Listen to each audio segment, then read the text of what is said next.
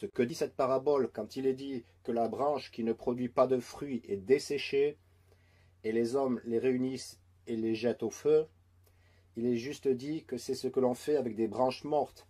On les jette à la poubelle et on les brûle pour s'en débarrasser. Et c'est ce que Dieu dit que si nous ne portons pas de fruits, nous lui sommes inutiles.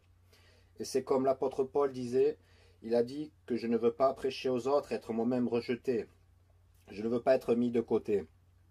Et Dieu, par exemple, a mis de côté tout le peuple d'une nation, les Israélites.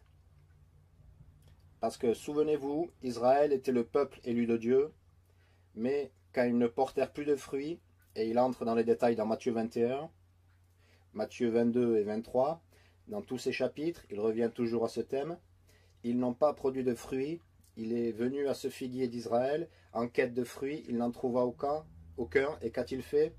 Il les a rejetés. Et vous dites, eh bien non, la Bible dit qu'il n'a pas mis de côté ces gens. Si, il rejeta tous ceux qui ne portaient pas du fruit. Parce qu'il a dit qu'il ne les a pas tous rejetés, parce qu'il y a un reste d'Israélites qui croient, et ce sont eux qui sont encore mon peuple. Donc, alors que disons-nous ici? Dans ce passage, nous voyons que Dieu n'a pas l'utilité de chrétiens qui ne portent pas du fruit. Il n'a pas besoin d'eux. Vous ne pouvez pas être, et je veux vous enfoncer ça dans la tête ce soir, vous ne pouvez pas être un bon chrétien sans porter du fruit. Point final. Vous ne pouvez pas. Si vous ne portez pas du fruit, ne me dites pas « Oh, je demeure dans le Christ, j'ai une merveilleuse relation avec le Seigneur Jésus-Christ ». Non, pas du tout. Parce que si vous demeurez en Christ, vous portez du fruit.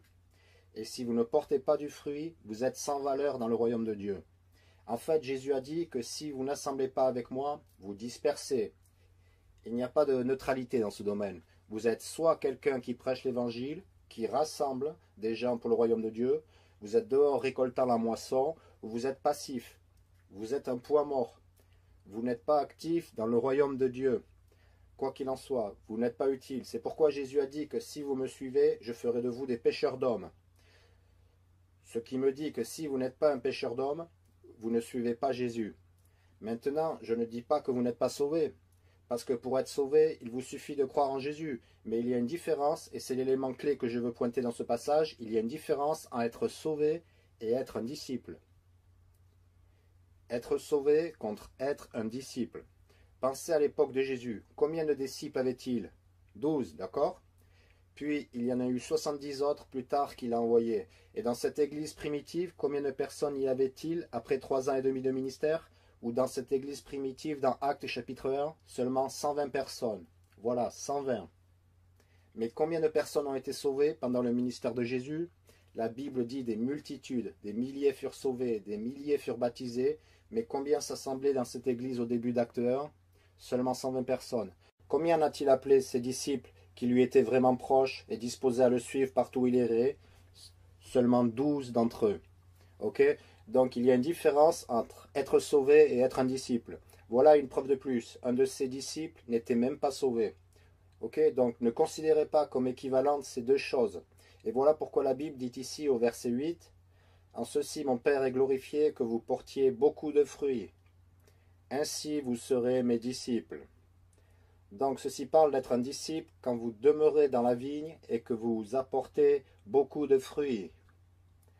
C'est ce qui est considéré comme être un disciple de Jésus-Christ, parce qu'il dit que si vous me suivez, je ferai de vous des pêcheurs d'hommes. Vous ne pouvez pas suivre Jésus, vous ne pouvez pas être un disciple, vous n'êtes pas dans ce groupe, à moins que vous ne portiez beaucoup de fruits.